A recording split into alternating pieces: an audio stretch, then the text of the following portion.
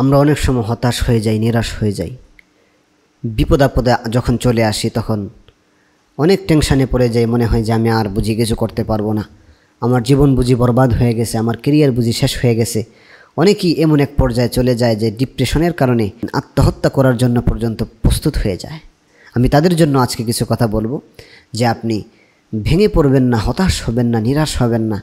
পাহাড় পরিমাণ মুসিবত যিনি দিয়েছেন তিনি চাইলে হালকা ঝড়ো বাতাসে সব মুসিবত বিপদ আপদ দূর করে দিতে পারেন।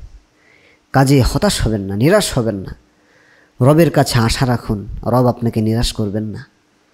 সামান্য দুনিয়ার মানুষের কাছেও যদি আপনি গভীর মন থেকে কারো প্রতি আশা করেন, সহজে ওই লোকটা নিরাশ করতে চায় না, সে যদি ভালো মানুষ হয়। আর আমার রবের চেয়ে ভালো কে আছে? আমার রবের চেয়ে ভালো বন্ধু, ভালো হিতাকাঙ্ক্ষী মানুষের জন্য, আমাদের জন্য কে আছে? কাজেই আমরা কখনোই যেন বিপদে পড়লে, মুসিবতে পড়লে হতাশ না হই, নিরাশ না হই। একটি দোয়া আপনাদেরকে আমি আজকে শিক্ষা দিব। পাহাড় পরিমাণ মুসিবতও যদি হয়, যার ভার আপনি সহ্য করতে পারছেন না, যার ভারে আপনি নুয়ে পড়েছেন, যার ভারে আপনার জীবন অতিষ্ঠ হয়ে পড়ছে, যার ভারে আপনার জীবন পর্যন্ত তুচ্ছ, আপনার মনে হয় যে আমার আত্মহত্যা করা উচিত, আমি তাদেরকে বলছি, বাবা ভেঙে পড়বেন না, হতাশ হবেন না, নিরাশ হবেন না। আপনার জন্য এই আমলটা যদি আপনি করতে পারেন, এই দোয়াটা যদি আপনি করতে পারেন, নিশ্চয়ই অবশ্যই আপনার জন্য ভালো কিছুই অপেক্ষা করছে। কাজে ভাইয়েরা আমার, আজকের আমল তাদের জন্য যারা খুব টেনশনে আছেন, খুব মুসিবতে আছেন, খুব বিপদে আছেন, পাহাড় পরিমাণ মুসিবতে আছেন, বিপদ শেষ হচ্ছে না, আজকে তাদের জন্য আমার আমলটি খুব গুরুত্বপূর্ণ হবে।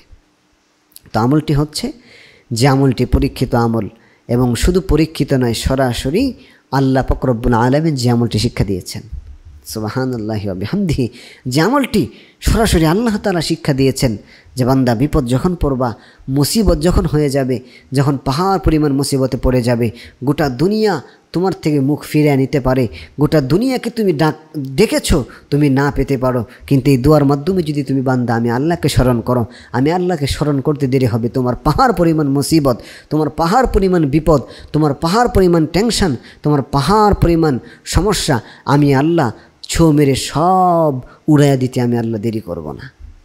কাজেই আমরা যারা মুসিবতে আছি, বিপদে আছি, আমরা রবকে স্মরণ করব, রবের প্রতি আস্থা রাখব, কারণ রবের চেয়ে ভালো বন্ধু আর কে হতে পারে।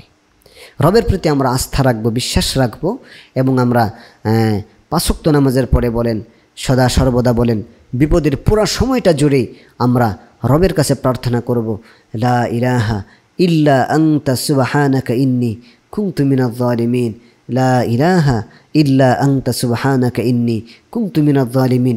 বিপদের সময়, মুসিবতের সময় এই দোয়া যদি আমরা পড়তে পারি, ইনশাআল্লাহু তাআলা আল্লাহ পাক রব্বুল আলামিন আমাদেরকে বিপদ আপদ বালা মুসিবত থেকে হেফাজত করবেন।